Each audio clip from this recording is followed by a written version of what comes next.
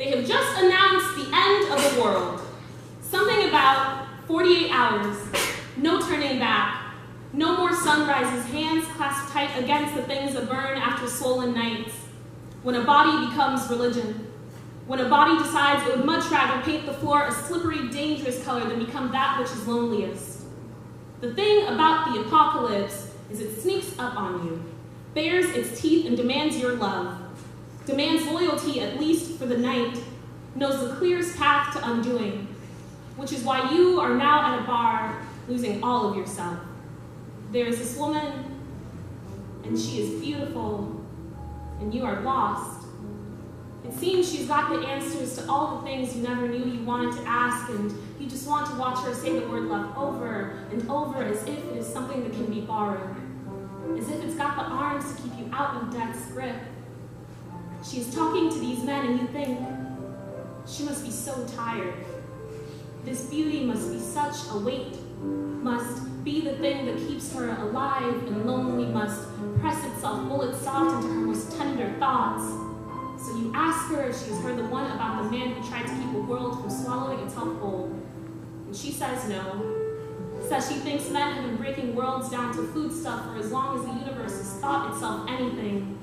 And you have nothing else to say to a beautiful woman who doesn't seem to understand that you're offering this and every life to her. Or maybe she does and doesn't care. She seems like the kind of person who is offered lives often and can choose which are juicy enough to hold without crushing. You think she must be lonely, but okay with it. It's so much easier to be lonely when you know what you've got waiting for you. So you talk and hope to become the one who waits for her. You think you must have her written on the undersides of your ribs. Can feel her heart beating itself through to yours, afraid of being wanted too much.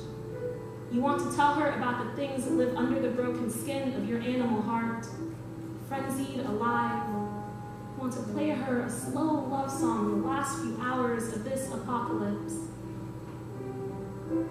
Want to play her a slow love song in the last few hours of this apocalypse, something that makes it easier to dance a loved thing through to life.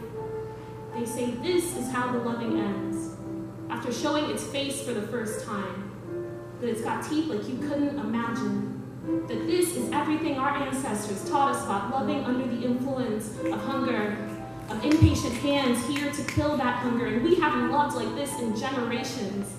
We don't know if we've still got the bones for it. The days are fatter now that the men have indeed discovered how countries make for better food than women do, that a burned house will do more for the stomach than a fresh one, that the world is nothing if not weak enough to be pulled from itself and shaped into more worthwhile things, when it thinks itself bullet casing, the remains of the better days, before things were broken and people were desperate enough to cut the hope right out of themselves. Before, you wrote songs for wounded hearts. Now, you only write about the end of the world and love. One of those, the expiration of everything.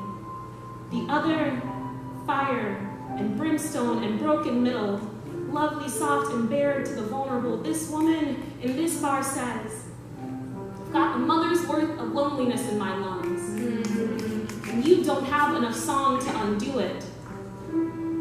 Later, she says, forever, like it is a promise. And you want to believe her, but you know, fear of survival makes people feel untrue things.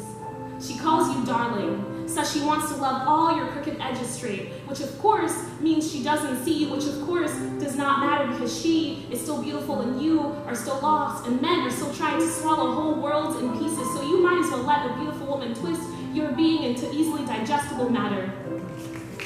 Much later, she says she is sorry, says she just wanted to taste a broken promise, says she knows what it must feel like to be seen only when you are touched, says she sees you, which must mean that she loves you, says she's never seen anyone this clearly before, not even herself.